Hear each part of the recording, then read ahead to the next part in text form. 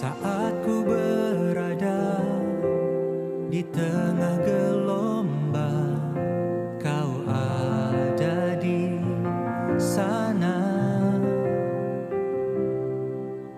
Hadapi cobaan, lewati ujian, tangan-Mu melindungiku, kasih-Mu menguatkanku. Kemuliaan-Mu Tuhan pasti nyata di tengah badai. Kau pertolongan dan pengharapan, Tuhan kemenanganku.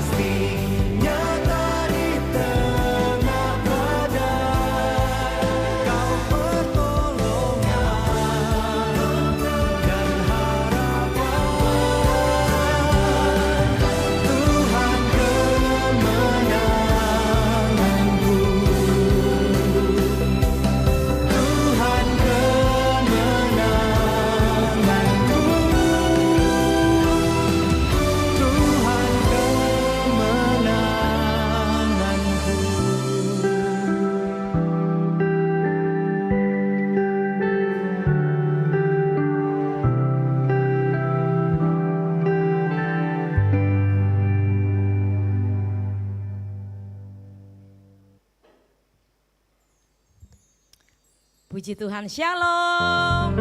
Sekali lagi shalom. Haleluya, puji nama Tuhan.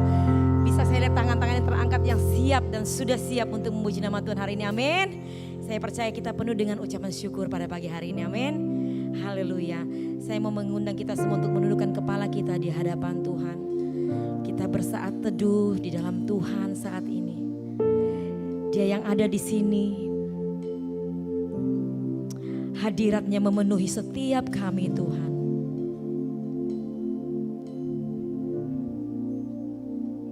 Amin Yesus.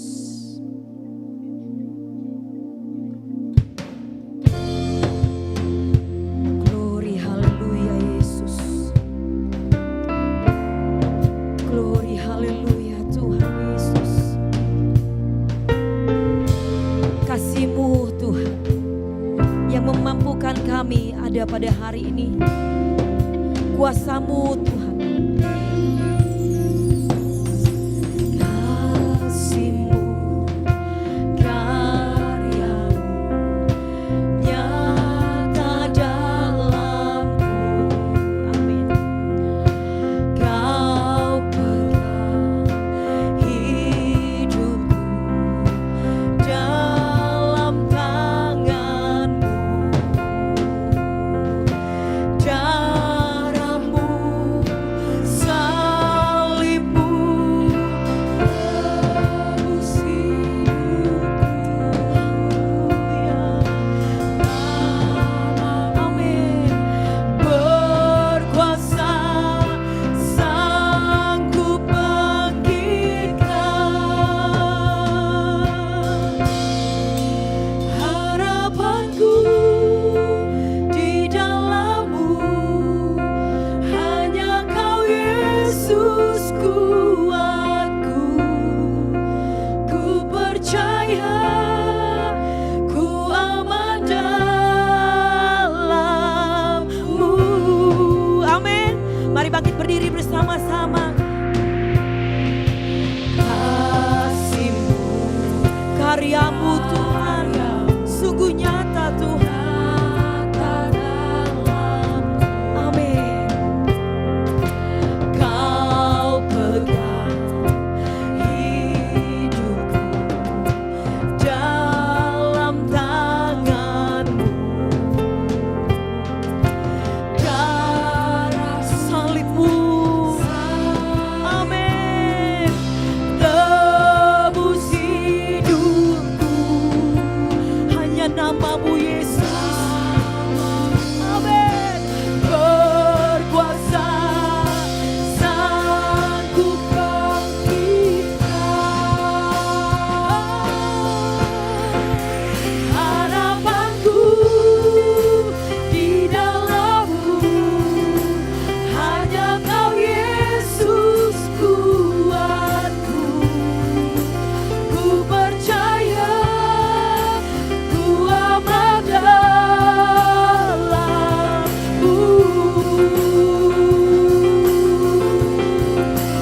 Harapanku di dalam-Mu, hanya Kau Yesus kuatku.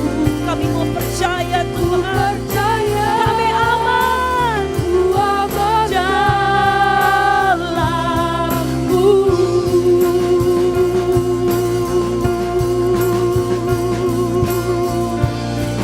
Haleluya. Terima kasih Yesus. Kami mau aman di dalam Engkau Tuhan. Kami aman di dalam Engkau Yesus.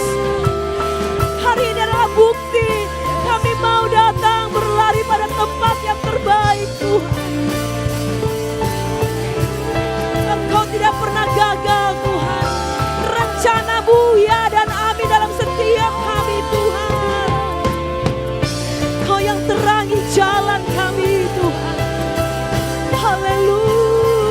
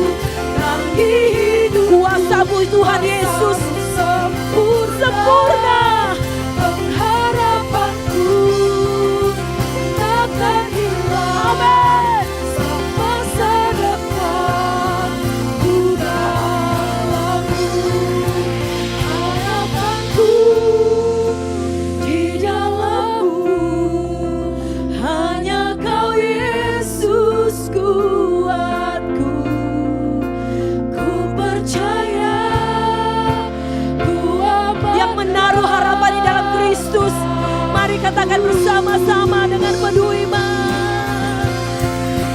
Harapanku di dalam-Mu, hanya Kau Yesus kuatku.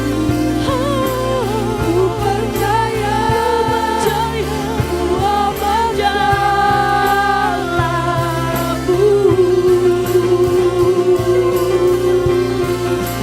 Ku percaya, ku aman jalan-Mu,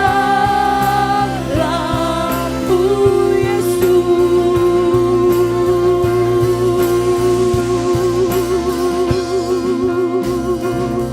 Haleluya.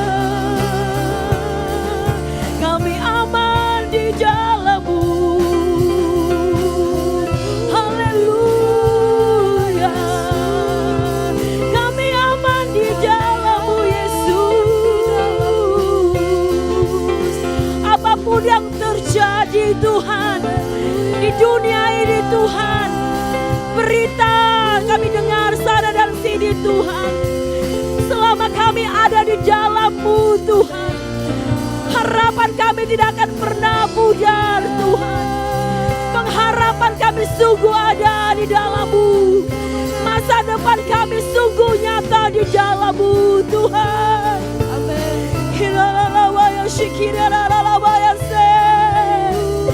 Oh, haleluya.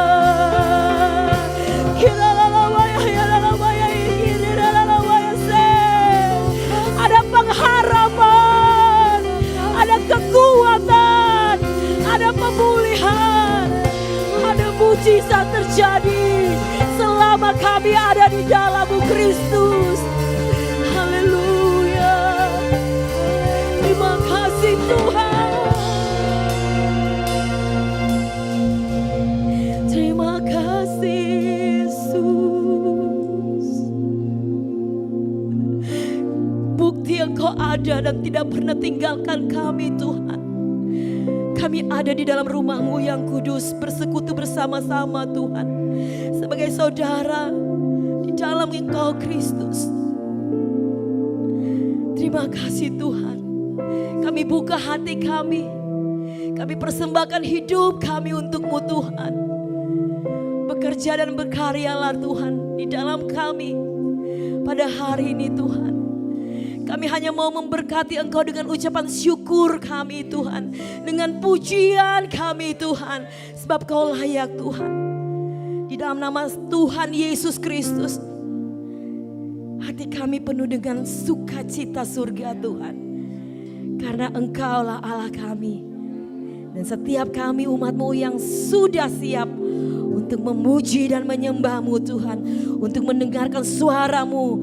Mari sama-sama kita katakan amin. Beri tepuk tangan bagi Tuhan Yesus yang pelihara kita, amin. Mari keluar dari bangku saudara, 5 orang minimal katakan sukacita surga ada atas kita semua hari ini. Amin. Berikan senyum yang terbaik, salam yang terbaik. Amin Tuhan. Amin, amin. Mari tepuk tangan bersama-sama. Karena sukacita kita bukan dikendalikan oleh keadaan ini, tetapi dalam Kristus, amin. Haleluya. Nyanyikan pujian ini dengan sukacita.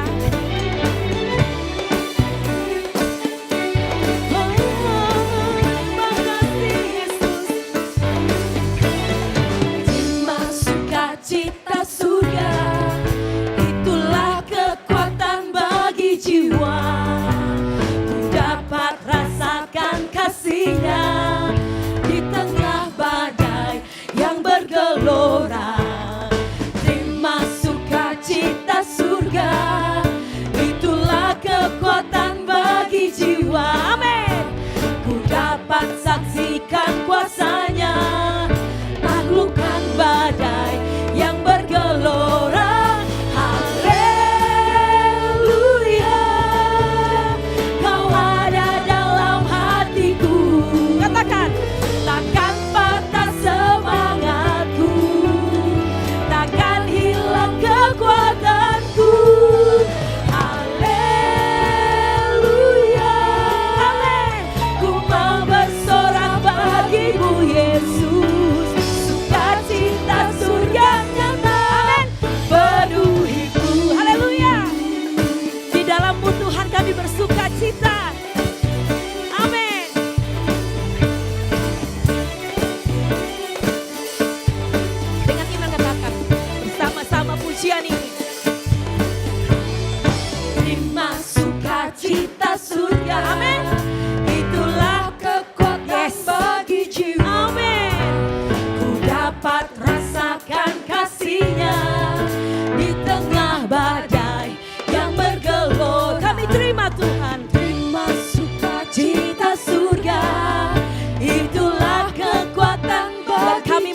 saksikan, ku dapat saksikan kuasanya, taklukkan badai yang bergelora. Haleluya, kau ada dalam hatiku, dia ada dalam hidup kami. Semangat, amin, takkan hilang kekuatanku. Haleluya, amin, ku mau bersorak bagimu, sukacita surga nyata penuhiku. Amin. Yang sukacita surga nyata dalam hidupnya saat ini, mari tepuk tangan bagi Tuhan Yesus, yuk. Haleluya.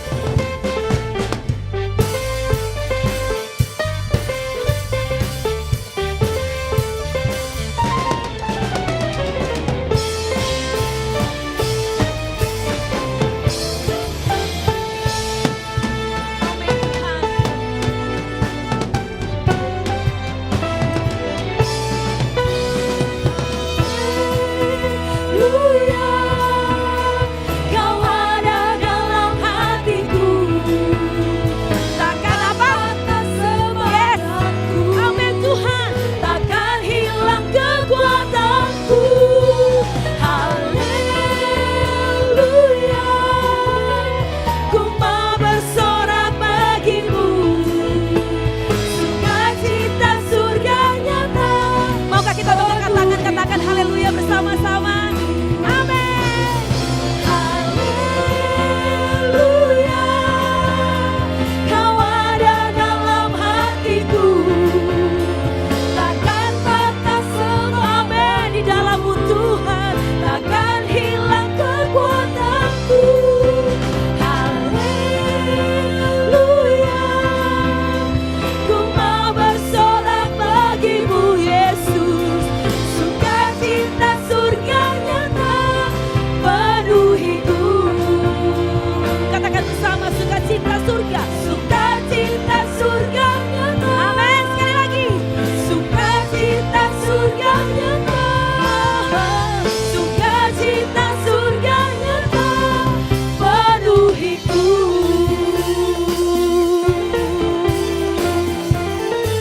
Amin Tuhan.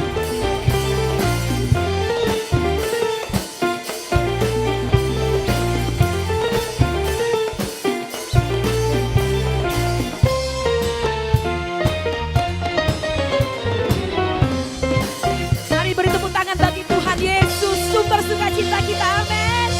Haleluya. Kami mau memuji Engkau lebih lagi Tuhan. Engkaulah benteng kekuatan, Engkaulah benteng perlindungan kami. Amin. Haleluya. Amin. Mari berjalan bersama Tuhan Yesus. Haleluya.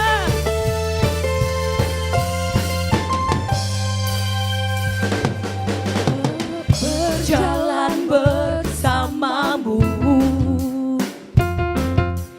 tak akan ku gentar, tanganmu menopang, dia topang hidup kami, jalani kehidupan. Amin. Kau mengangkatku di atas gunung batu, dia beri apa? Yang beriku kemenangan. Kau kekuatanku, penopang hidupku, panji keselamatan, terbukti sungguh Tuhan kasih setiamu, benteng hidupku, tak akan ku takut, sebab ku tahu Kau besertaku. Yesus jaminan hidupku.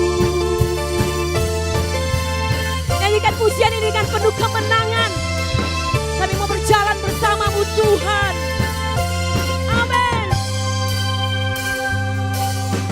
Berjalan bersamamu, hari lepas hari, tak akan ku gentar. Amin. Tanganmu menopangku, benar Tuhan, jalani kehidupan.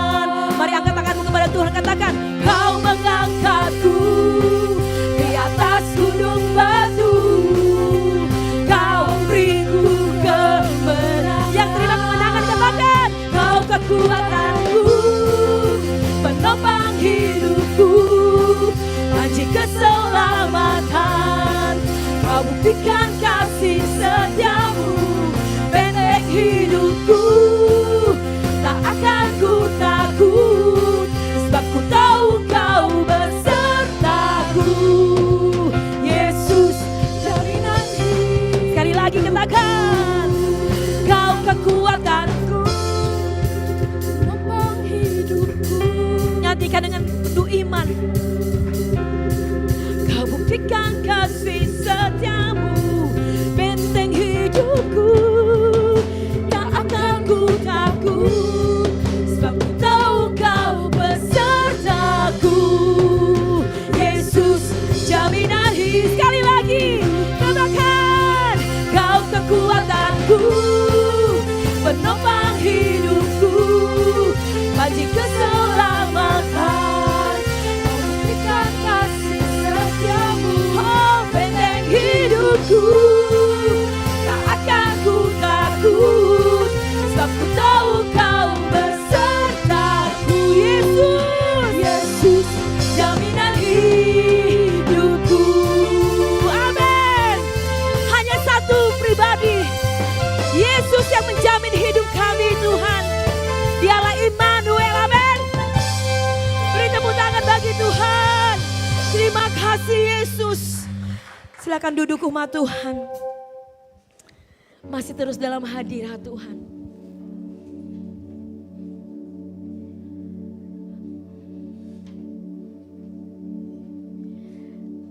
Kami tahu Tuhan, kami melihat, bahkan mungkin kami mengalami Tuhan. Hari-hari ini Tuhan, begitu banyak hal yang terjadi. Yang ditawarkan dunia ini adalah ketakutan, kekhawatiran, segala hal yang negatif. Kadang kami ingin menyerah, kadang kami gelisah. Tapi satu hal kami mau katakan hari ini Tuhan. Kami mau belajar percaya. Di tengah gelombang sekalipun dalam hidup kami, Engkau ada.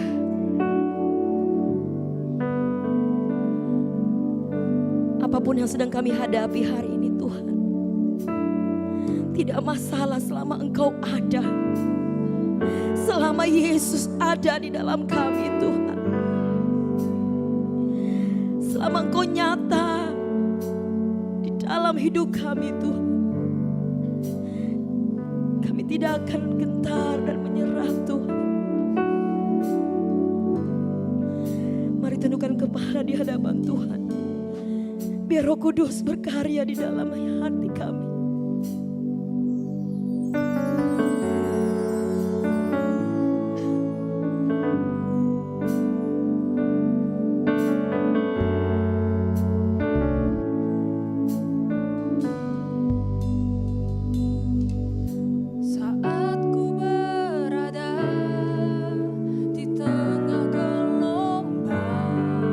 Kau ada di sana.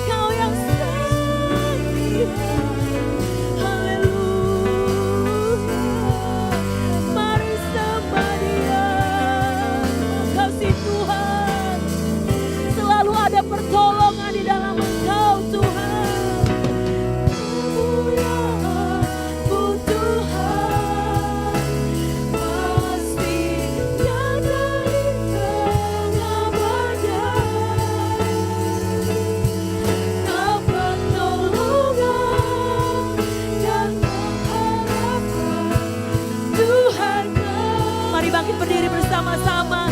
Lebih lagi katakan haleluya.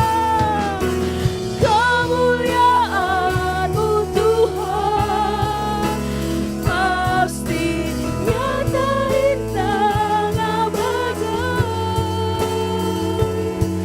Kau pengharapan, amin, dan pengharapan Tuhan kebenaran. Mari jemaat Tuhan saja katakan pujian ini kepada Tuhan.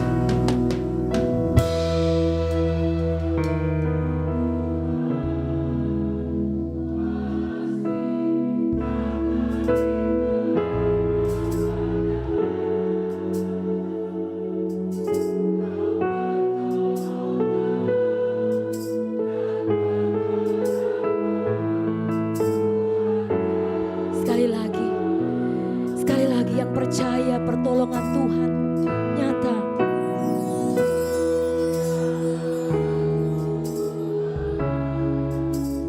Pasti nyata di tengah badai.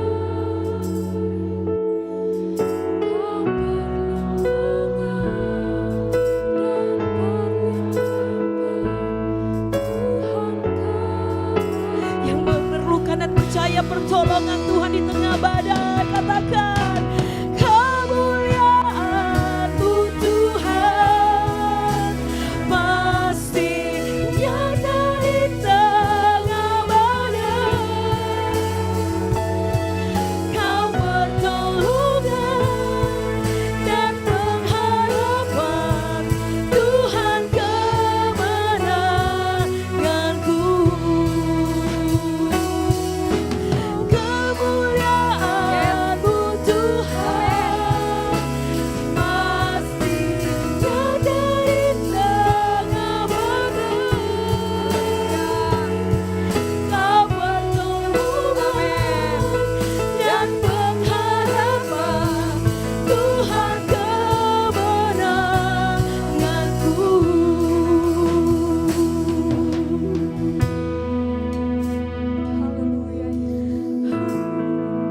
Haleluya. Haleluya. Haleluya Yesus. Haleluya.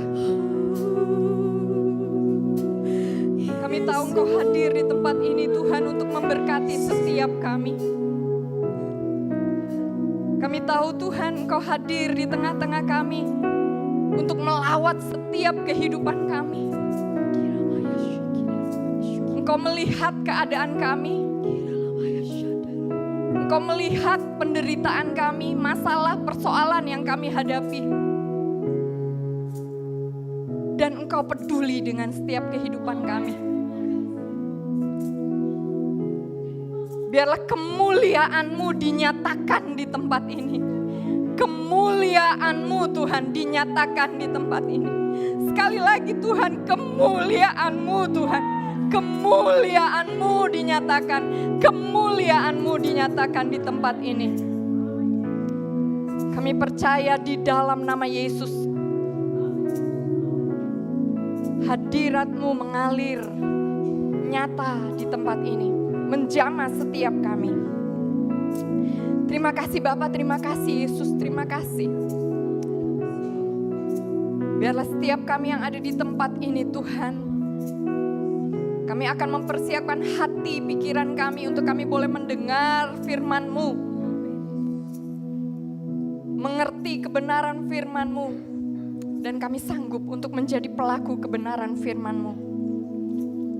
Berdoa Tuhan, jika ada kuasa-kuasa yang bukan berasal daripada Tuhan, jika ada penolakan-penolakan terhadap kebenaran firman Tuhan, kami patahkan, kami hancurkan di dalam nama Yesus. Dan hanya firman Tuhan dan kuasa Tuhan yang bekerja. Terima kasih Bapa di dalam surga. Kami berdoa Tuhan, sembunyikan hamba-Mu di belakang salib-Mu dan biarlah hanya firman-Mu yang bekerja di tengah-tengah kami. Terima kasih Tuhan, terima kasih. Kami menyambut firman-Mu dengan penuh pengucapan syukur di dalam nama Tuhan Yesus. Haleluya. Amin. Beri kemuliaan untuk Tuhan. Beri aplaus juga buat setiap pelayan-pelayan Tuhan, baik yang ada di depan maupun yang ada di belakang. Silakan duduk. Terima kasih buat tim pemusik, singer, song leader. Terima kasih buat pilihan pujiannya. Luar biasa, kayaknya nyambung banget. Thank you banget ya. Shalom semuanya. Apa kabar hari ini? Luar biasa, Tuhan kita baik, amin. Selamat datang buat yang baru pertama kali hadir. Ada yang baru pertama kali hadir? Silakan angkat tangan, adakah? Haleluya, haleluya. Tepuk tangan buat kita semuanya yang sudah setia iring Tuhan, yang sudah setia untuk mengikut Tuhan. Pagi hari ini adalah minggu terakhir di bulan Maret ya.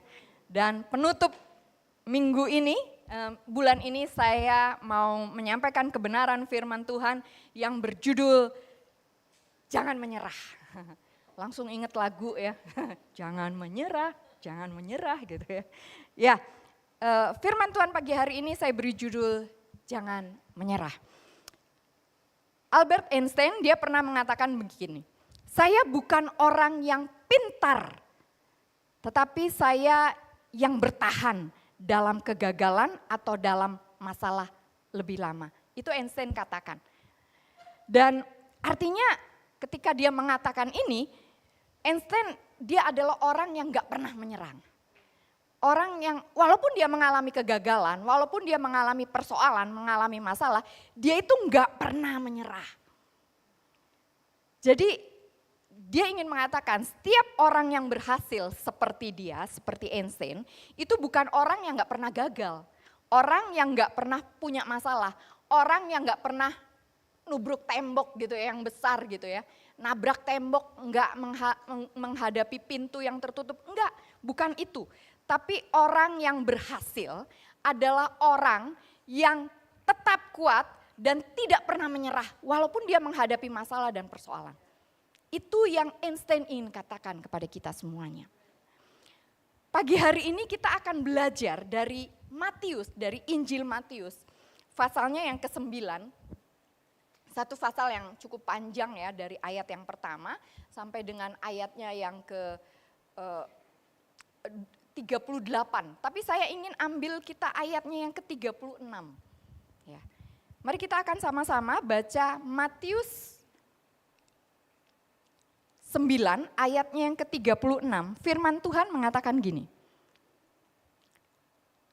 Melihat orang banyak itu, tergeraklah hati Yesus oleh belas kasihan kepada mereka. Karena mereka lelah dan terlantar seperti domba yang tidak bergembala. Mereka lelah dan terlantar. Yesus melihat orang banyak dan dia melihat ada banyak orang yang lelah dan terlantar. Menariknya, kata lelah di sini artinya menggambarkan satu keadaan yang kehabisan tenaga, udah nggak ada tenaga lagi, udah tertekan, udah mengalami kesedihan, kesakitan yang luar biasa, bukan sakit biasa, tapi sakit yang luar biasa. King James versi dia mengatakan demikian. Hampir kehilangan kesadaran, jadi hampir pingsan. Jadi orang yang lelah ini adalah orang yang hampir kehilangan kesadaran, hampir pingsan. Itu yang disebutkan oleh King James. Ya. Jadi apapun terjemahannya dari kata lelah ini ingin menyampaikan kepada kita bahwa orang ini, Yesus melihat orang-orang banyak ini, itu keadaan yang mengalami beban yang cukup besar, sampai dia merasa udah gak berdaya lagi deh. Gitu. Udah lemes banget, udah lelah banget, udah hampir pingsan. Dan bukan lelah, firman Allah katakan terlantar. Mereka lelah dan terlantar, menggambarkan satu keadaan yang ditolak, dibuang, disingkirkan. Lebih parahnya ada yang menggambarkan seperti orang yang dilempar ke bawah, dibanting ke bawah gitu. Bayangkan orang yang dibanting ke bawah itu, waduh, udah di bawah nggak bisa apa-apa gitu. Udah keadaannya nggak enak banget. Itu yang Yesus lihat. Dan kata terlantar itu juga menggambarkan satu keadaan yang karena udah dibanting ke bawah, dia udah nyerah, udah gak bisa apa-apa lagi. Gak bisa naik, gak kuat untuk naik. Dan itu yang Tuhan Yesus lihat, keadaan seperti itu. Dan mungkin saat ini ada di antara kita juga yang mengalami keadaan seperti yang Tuhan Yesus lihat. Orang-orang yang lelah dan terlantar. Keadaan yang, aduh udah capek Tuhan dengan keadaan ini, dengan masalah ini, dengan sakit, penyakit ini saya udah gak kuat. Seperti orang yang dilempar ke bawah, udah gak mampu lagi untuk naik ke atas gitu. Udah gak mampu lagi, udah capek banget. Udah rasanya udah menyerah. Kata ini, kata terlantar udah hampir menyerah. Dan Matius ingin mengajarkan kepada kita dan kepada pembacanya pada waktu itu bahwa ayo mungkin keadaanmu udah hampir seperti itu. Udah mau menyerah, udah gak kuat lagi. Tapi Matius ingin katakan, ingat ayatnya yang ke-36. Melihat orang banyak itu, tergeraklah hati Yesus oleh belas kasihan. Matius ingin katakan, jangan nyerah. Apapun keadaanmu, apapun persoalanmu, apapun sakit penyakitmu, jangan nyerah. Karena kita adalah miliknya. Yesus senantiasa mempedulikan kita. Kita ini miliknya.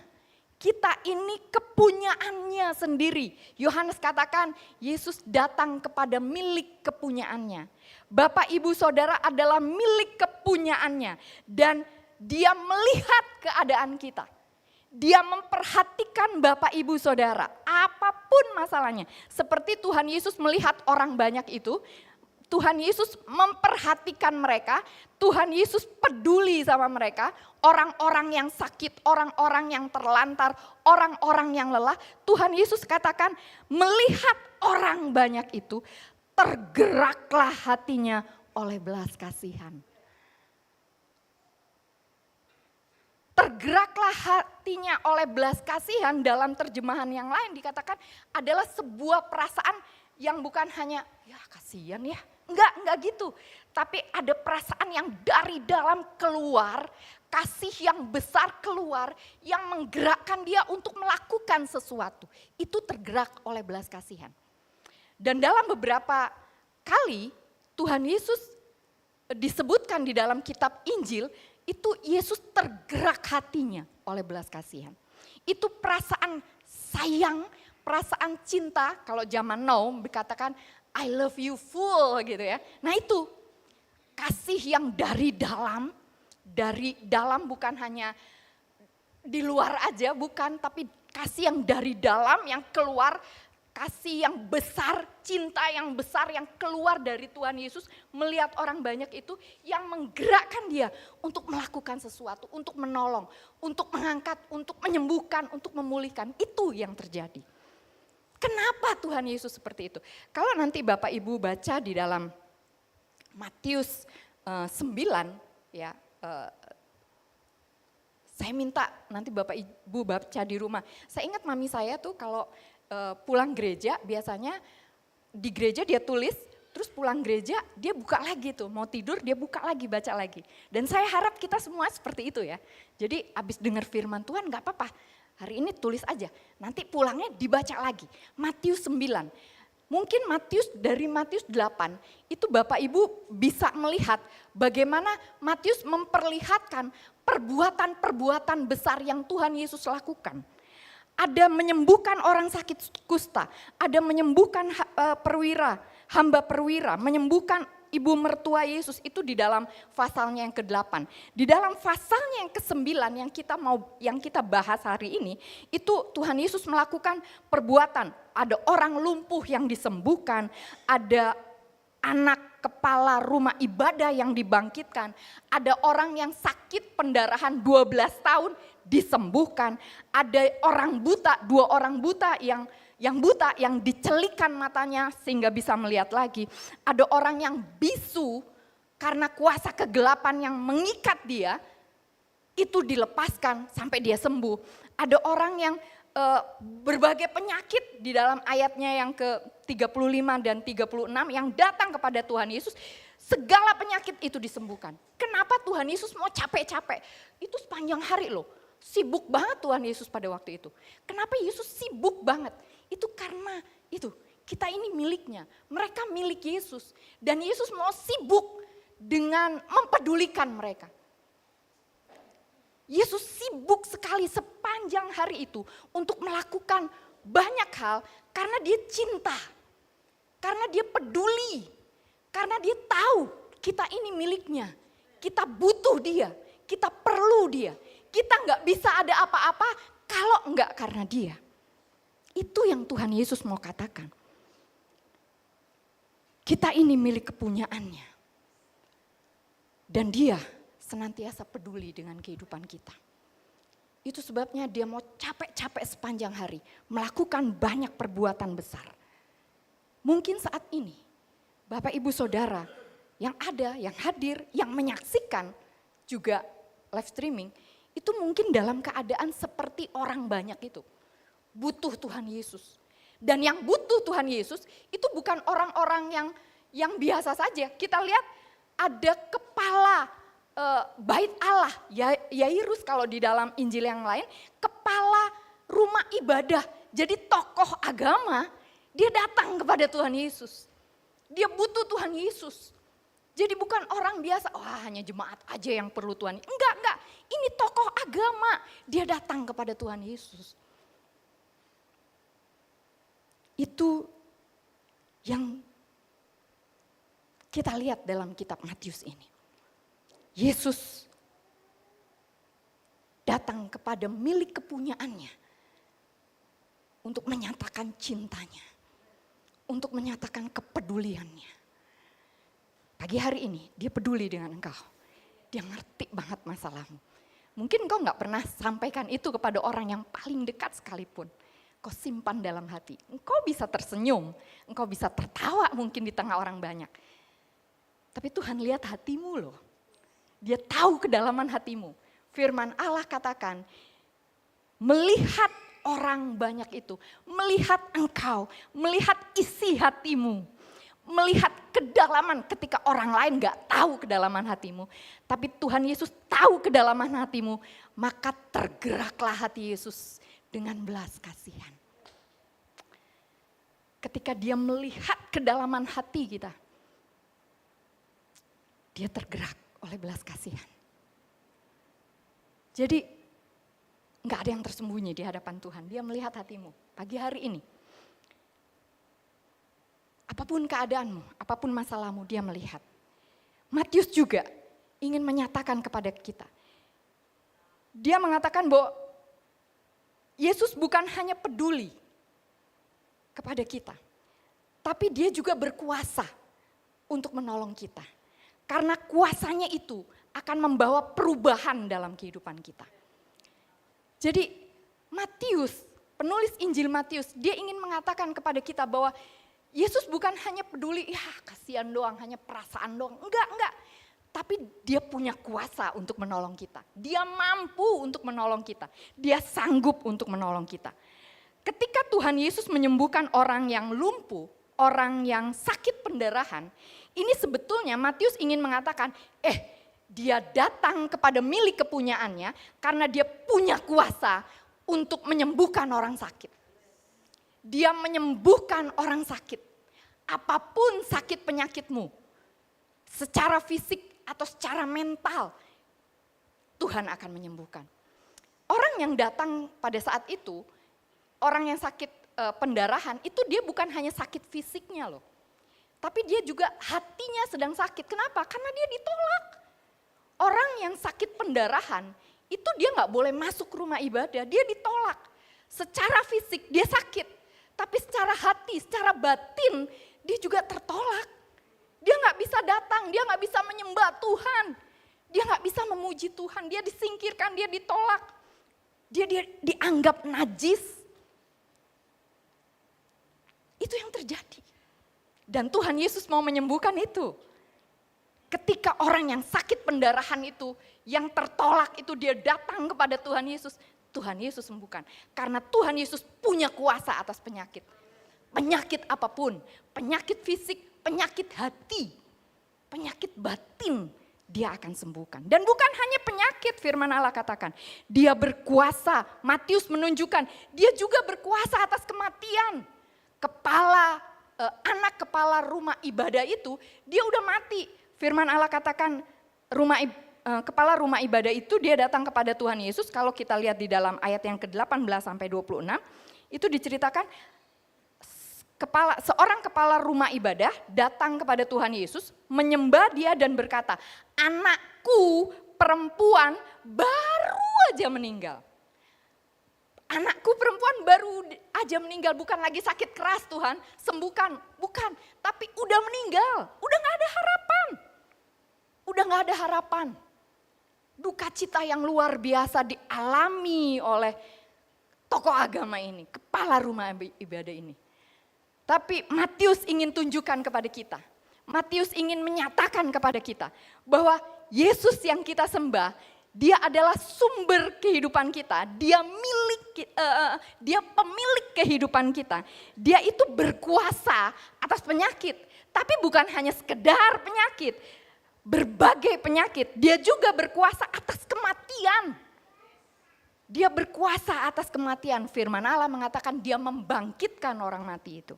Dia membangkitkan anak itu. Dan bukan hanya itu, Yesus juga menyembuhkan orang buta. Mustahil orang buta itu permanen. Gak mungkin disembuhkan lagi. Gak pakai operasi-operasian. Firman Allah katakan, Yesus berkuasa atas kemustahilan. Yesus berkuasa atas orang-orang yang dikuasai oleh roh-roh jahat. Orang yang di dalam Matius 9 ayatnya yang ke-32 sampai 34 dikatakan di situ ada orang bisu, yang bisunya itu bukan bisu kenapa-kenapa, tapi bisu karena kuasa kegelapan yang mengikat dia. Nanti Bapak Ibu baca semuanya ini, ada kuasa kegelapan yang mengikat dia, yang membuat dia bisu. Dia gak bisa bicara, dia gak bisa ngomong. Mulutnya seperti tersumbat gitu ya. Dan itu yang terjadi. Dan firman Allah katakan, Tuhan Yesus lepaskan orang itu dari kuasa itu sehingga dia bisa bicara. Yesus berkuasa atas penyakit, Yesus berkuasa atas kematian, Yesus berkuasa atas kemustahilan, Yesus berkuasa atas segala kuasa-kuasa roh jahat yang mengikat orang-orang pada waktu itu. Mungkin saat ini ada kita, di antara kita yang kok saya pengen bebas ya, nggak bisa menyembah Tuhan secara bebas. Ada kuasa-kuasa yang masih mengikat kita. Mungkin kita nggak main dukun, enggak. Tapi ada kuasa nenek moyang mengikat kita. Ada kuasa yang membuat kita nggak bebas untuk menyembah Tuhan. Tuhan mau melepaskan kita. Tuhan mau membebaskan kita. Dan bukan hanya sekedar itu firman Allah katakan. Kuasanya juga membebaskan kita dari dosa. Orang yang lumpuh datang kepada Tuhan Yesus digotong oleh 4 orang. Firman Tuhan katakan, nak dosamu sudah diampuni. Sehingga banyak orang protes datang kepada Tuhan Yesus. Firman Allah ingin mengatakan kepada kita, Matius ingin mengatakan kepada kita, Yesus itu sanggup mengampuni segala dosa-dosamu. Walaupun dosamu semerah kirmizi katanya. Dia sanggup memutihkan seputih salju. Apa yang menjadi penghalang kita untuk datang kepadanya? Tuhan sanggup untuk menyelesaikannya. Mungkin kita merasa, saya enggak layak nih Tuhan. Saya enggak sanggup, saya enggak layak, saya orang berdosa dan paling berdosa. Paling menjijikkan, paling najis. Tuhan Yesus berkuasa untuk memulihkan kehidupanmu. Tuhan Yesus berkuasa untuk melakukan, memutihkan kehidupanmu kembali. Membersihkan kehidupanmu, membenarkan kehidupanmu. Itu yang Tuhan Yesus lakukan. Matius memperlihatkan kepada kita bahwa Yesus bukan hanya peduli dengan kita, tapi juga dia berkuasa. Kuasanya itu membawa perubahan dalam kehidupan. Matius juga menunjukkan kepada kita bahwa karena imanlah itu kita bisa menikmati mujizat. Iman kepada Tuhan Yesus sebagai kunci kita untuk menerima mujizat dan terobosan. Ketika segala sesuatunya sepertinya tertutup, kita kayak ngebentur tembok, pintu-pintu sepertinya terkunci.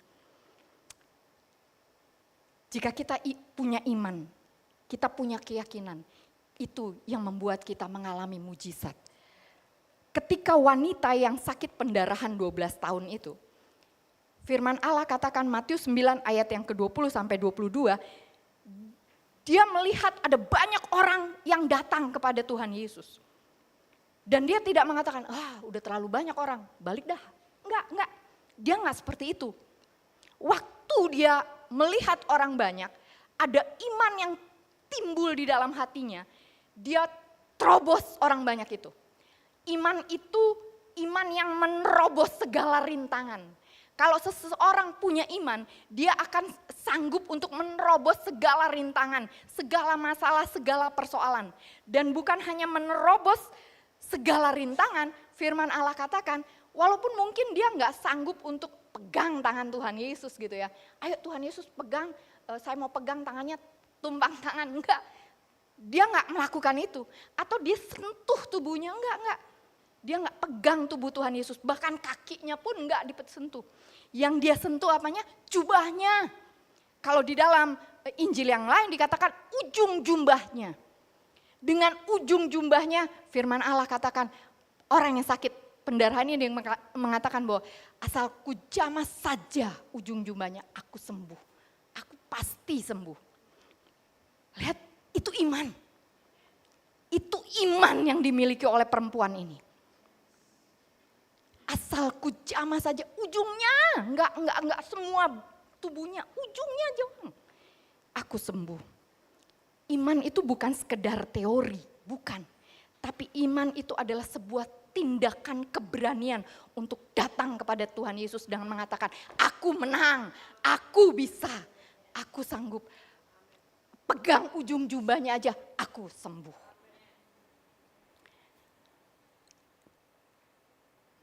Matius juga ingin mengatakan kepada kita, iman itu dia harus berani untuk menerobos segala kemustahilan.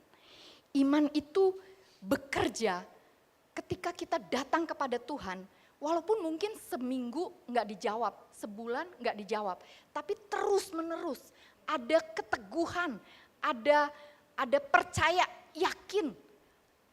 Walaupun mungkin masanya nggak cepat-cepat gitu ya, tapi dia terus teguh, seperti dua orang buta ini.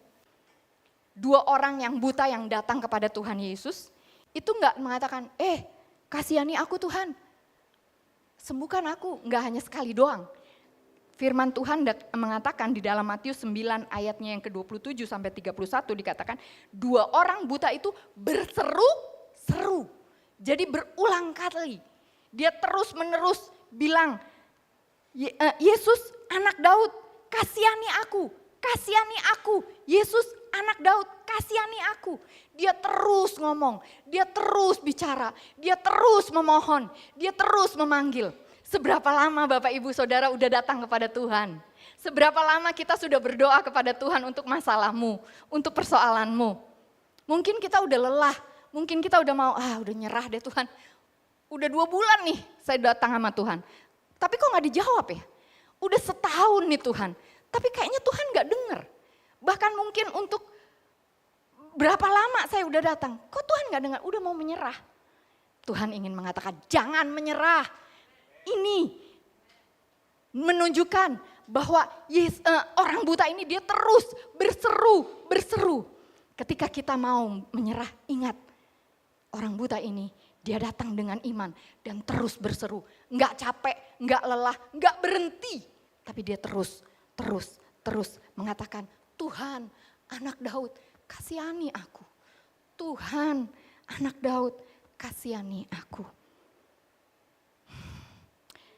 Iman itu juga berjalan dalam ketaatan. Orang yang mau taat kepada firman-Nya itu adalah bukti iman. Lihat perempuan, orang yang lumpuh yang datang kepada Tuhan Yesus. Tuhan Yesus mengatakan apa? Hei nak, bangun, angkat tempat tidurmu dan pulang. Coba andai kata si yang lumpuh ini mengatakan, nggak bisa berdiri Tuhan. Jangankan suruh pulang, berdiri aja nggak bisa. Kira-kira dia sembuh nggak? Enggak.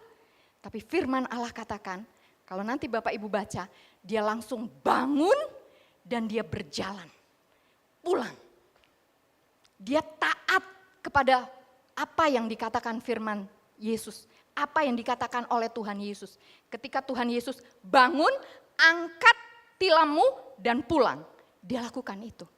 Seringkali ketika kita dengar firman Tuhan, kita gak mau taat. Kita dengar sih, ngerti sih, tapi kita gak mau taat. Maka mujizat gak bisa terjadi. Hal yang besar gak bisa terjadi karena kita gak mau taat. Iman itu adalah berjalan dalam ketaatan kepada firman Tuhan. Dan itu ditunjukkan oleh Matius. Kunci dari kita menerima kuasa Allah, kunci daripada kita menerima terobosan, kunci dari kita menerima mujizat adalah ketika kita taat kepada kebenaran firman Tuhan. Walaupun itu sulit, walaupun itu gak mudah. Orang yang sakit lumpuh ini, sakit lumpuh loh. Waktu Tuhan bilang, bangun.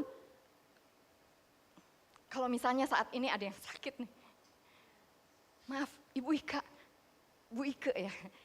Mam, bangun, berdiri, jalan. Kira-kira berani gak kita bangun, jalan gak usah pakai tongkat. Itu yang dilakukan oleh orang yang sakit lumpuh ini. Dia bangkit berdiri, pulang ke rumahnya. Dan mujizat terjadi dalam kehidupannya.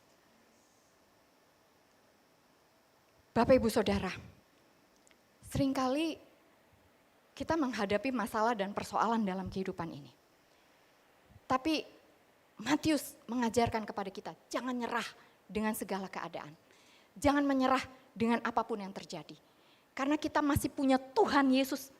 Dia adalah pemilik kehidupan kita. Dan dia peduli dengan kita.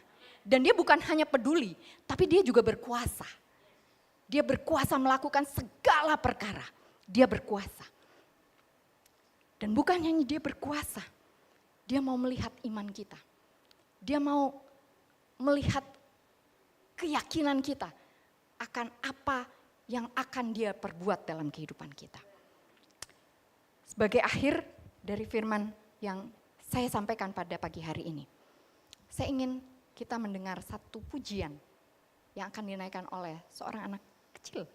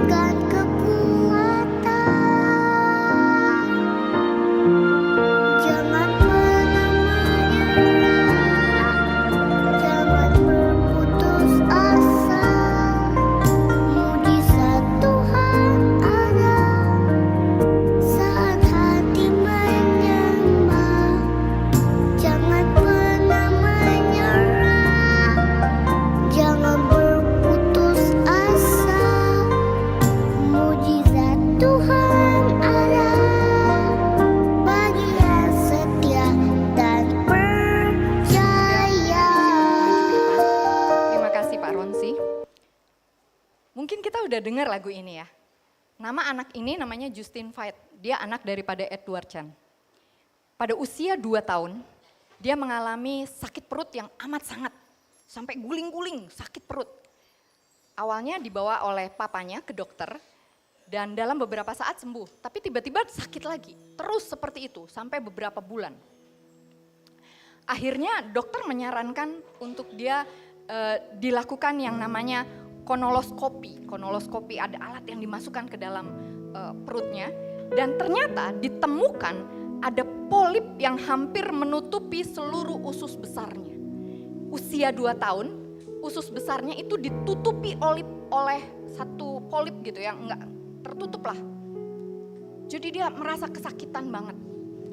Jadi dokter menyarankan ini harus operasi. Usia 2 tahun dia dioperasi. Ketika dioperasi, operasi berjalan. Tapi setelah operasi terjadi pendarahan yang amat sangat hebat. Keluar banyak darah.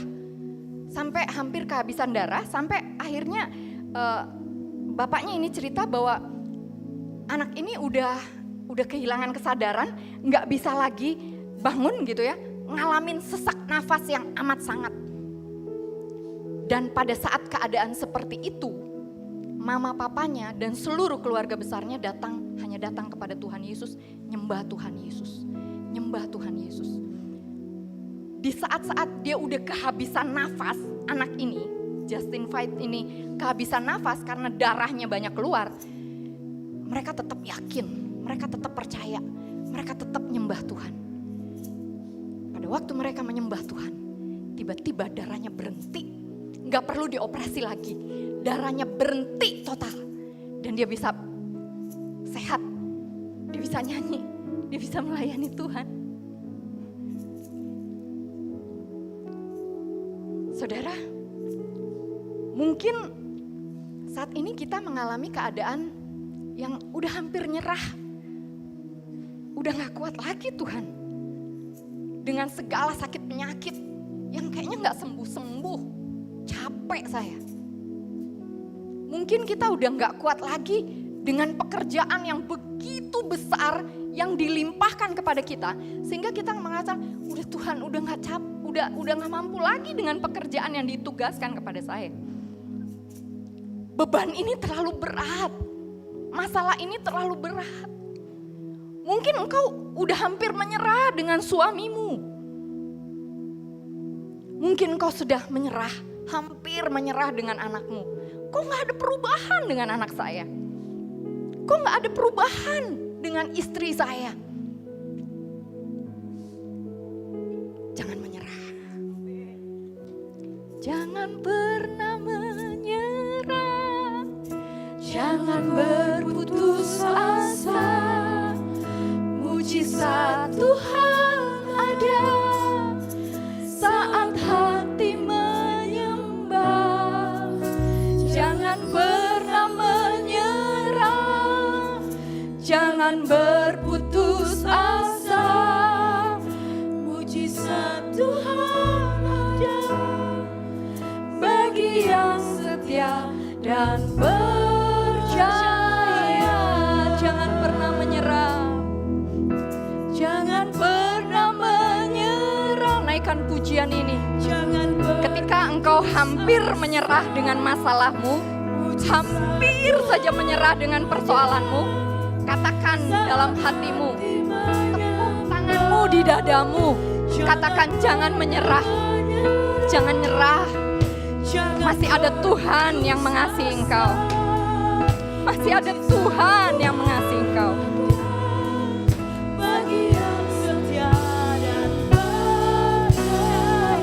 Katakan jangan pernah menyerah. Jangan pernah menyerah. Jangan berputus asa. Mujizat Tuhan ada saat hati menyembah. Jangan pernah menyerah. Jangan berputus asa. Mujizat Tuhan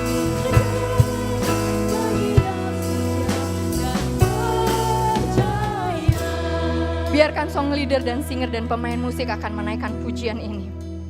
Mari kita akan menanggapi kebenaran firman Tuhan ini. Adakah di antara Bapak Ibu yang hadir di tempat ini, yang datang ke tempat ini dengan masalah, dengan persoalan, dengan beban, yang sepertinya hampir nyerah, udah gak kuat lagi. Hatimu, keadaanmu seperti dibanting ke bawah dan kau gak sanggup untuk keluar. Engkau gak mampu untuk keluar, tapi engkau udah capek.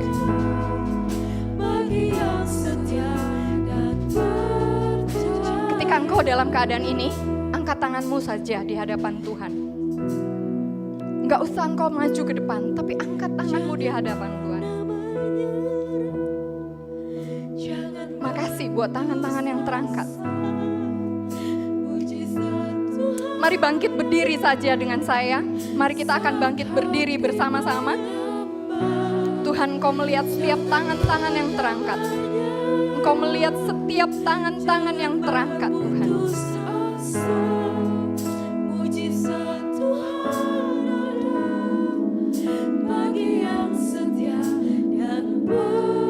Buat tangan-tangan yang sudah terangkat, tepuk dadamu dan katakan dengan lembut dalam jiwamu, jangan pernah menyerah, jangan berputus asa. Mujizat Tuhan ada saat hati menyembah, jangan pernah menyerah, jangan berputus asa. Mujizat Tuhan ada bagi yang setia dan percaya.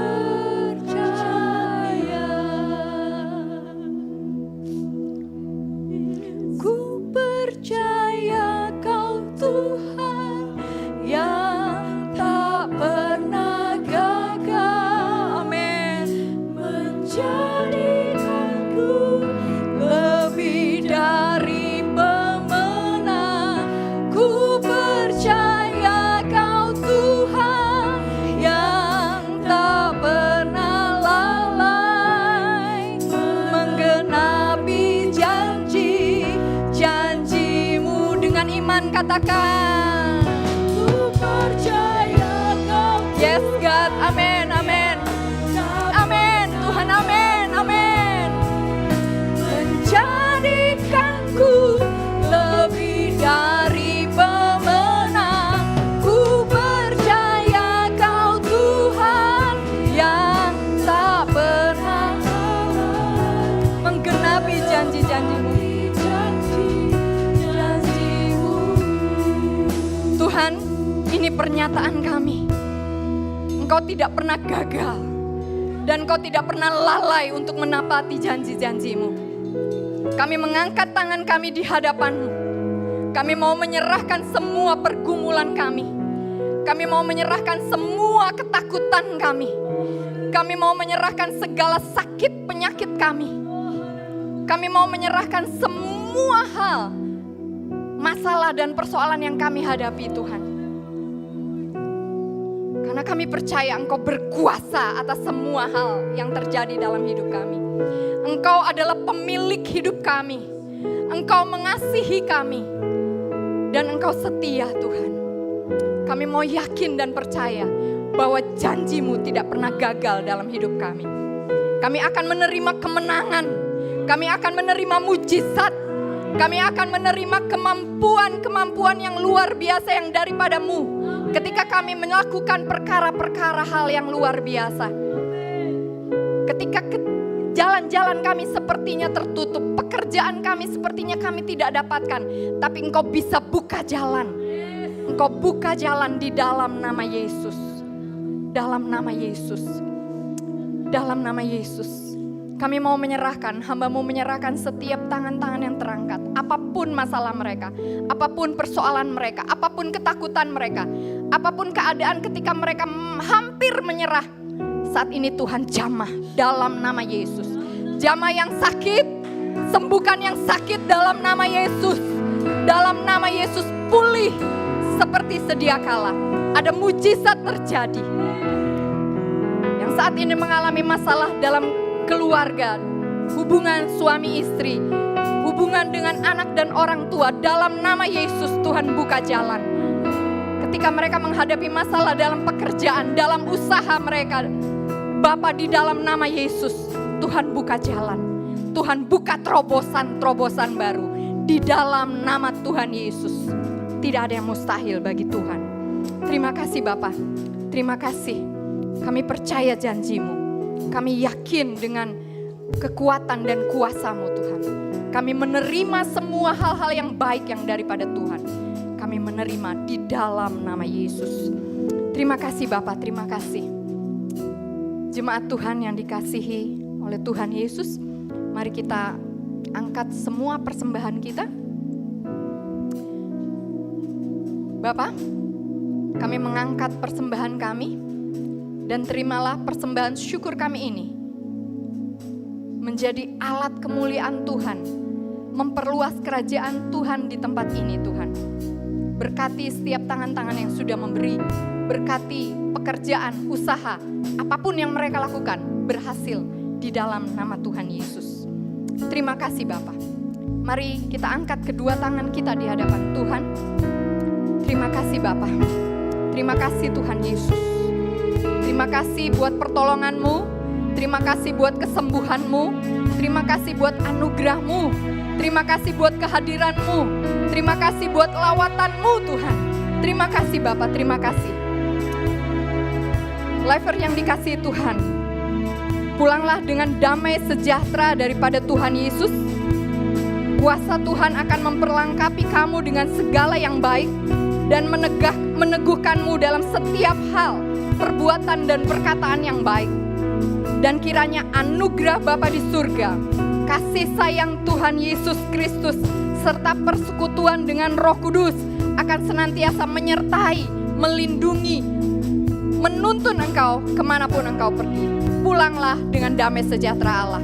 Dalam nama Yesus, haleluya, amin. Tuhan Yesus memberkati, silakan duduk.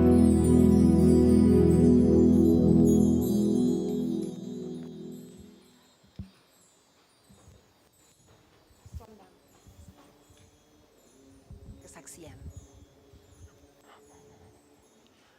Oke, minta waktu sebentar buat semuanya.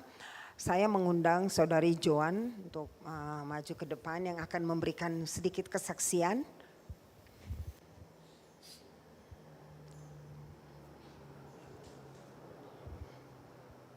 Sini aja.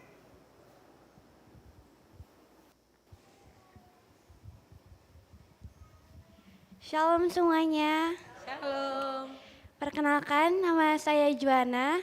Mungkin Bapak Ibu belum terlalu kenal dengan saya dari Bekasi. Dan puji Tuhan diberi kesempatan untuk ke Bandung lagi. Sebenarnya tahun lalu saya sudah sempat beberapa kali ke Bandung, sekitar 3 kali. Saat itu untuk mengikuti pelatihan nasional, seleksi dan pembinaan tim nasional Indonesia untuk Olimpiade Internasional bidang astronomi. Nah waktu itu untungnya dari pihak pembinaannya setiap hari Minggu dikasih waktu untuk ke gereja. Nah di situ tahun lalu tiap kali ke Bandung rasanya deg-degan, terus takut karena tiap hari benar-benar selalu ada ujian, ada materi dari dosen segala macam. Namun saya selalu sempatkan untuk ke gereja ini tiap hari Minggu. Dan saya ingat sekali pertama kali saya ke gereja ini, waktu itu firman Tuhannya tentang Daud, di mana Tuhan menolong Daud melawan binatang-binatang buas, dan Tuhan yang sama membantu Daud melawan Goliat.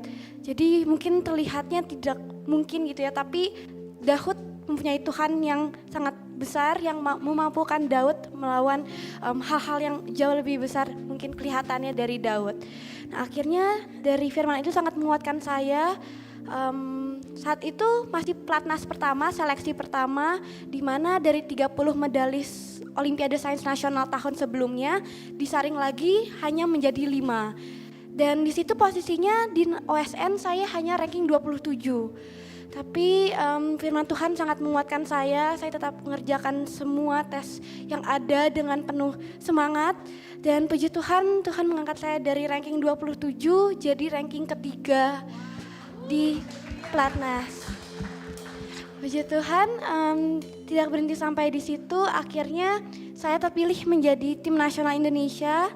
Dan bulan Juli saya ke Bandung lagi untuk bimbingan intensif. Waktu itu sekitar 2 minggu dan saya kembali lagi ke gereja ini selama 2 kali. Di situ setelah ibadah saya selalu didoakan oleh Pastor Yoel.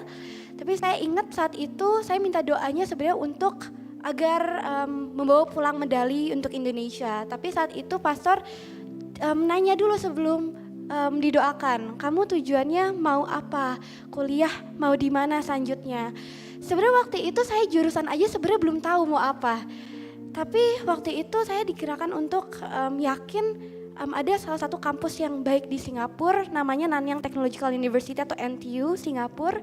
Lalu saya menjawab saya ingin masuk NTU.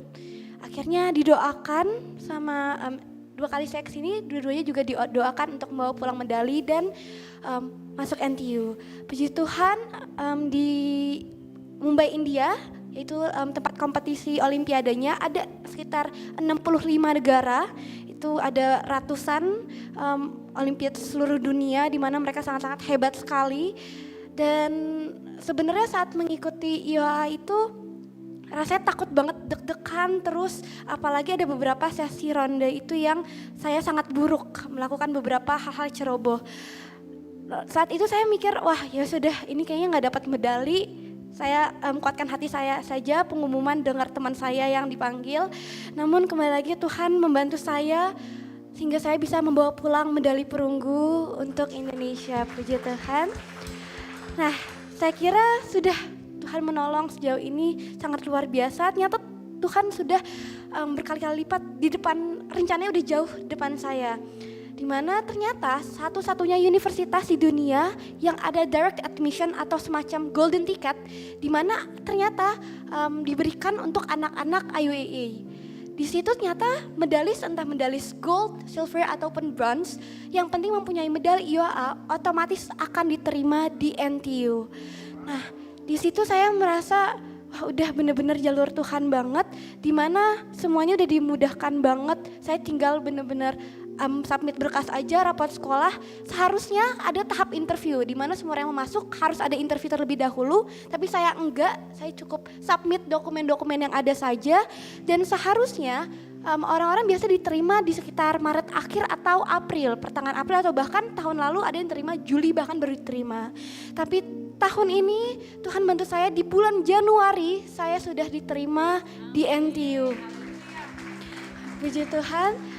Saya melihat betapa baiknya Tuhan dalam hidup saya.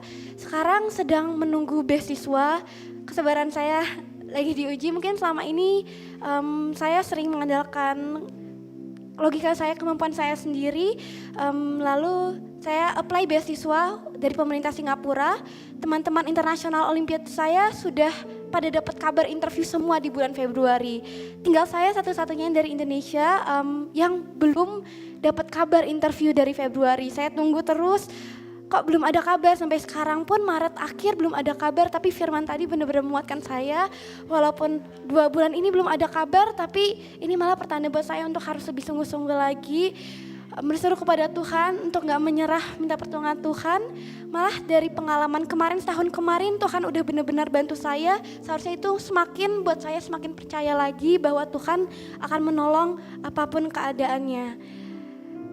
Semoga kesaksian dari saya memberi kekuatan untuk kita semua. Tuhan Yesus memberkati. Mari kita angkat tangan, jangan turun dulu, kita akan berdoa buat Joan.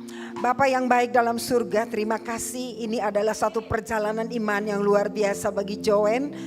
Sesuatu yang Allah sudah kerjakan, Allah tidak akan pernah berhenti. Allah akan terus melanjutkan sesuai dengan apa yang menjadi doa, mimpi dan harapan Joan. Dan kami percaya semuanya Tuhan akan nyatakan tepat sesuai dengan waktu-Mu Tuhan.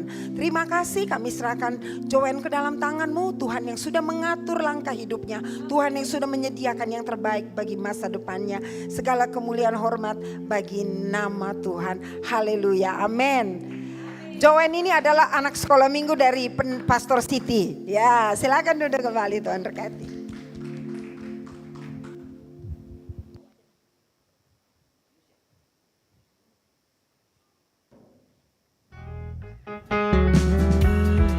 Shalom Lifers yang dikasih dalam Tuhan. Senang sekali dapat bertemu Lifers kembali di ibadah Gesja New Life Bandung. Kami menyambut untuk para Lifers yang baru pertama kali hadir di ibadah Gesja New Life Bandung. Lifers akan disambut para tim usher di ruangan foyer. Dan bagi Lifers yang belum memiliki tempat ibadah yang tetap, kami menyambut untuk para Lifers datang kembali di ibadah minggu depan. Selanjutnya, mari kita simak beberapa informasi berikut ini.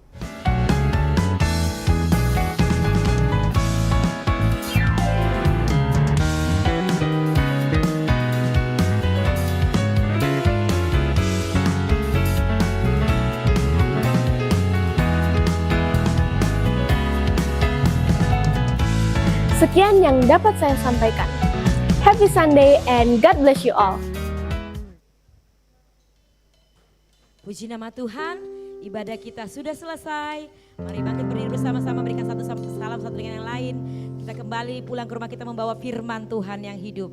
Amin, haleluya.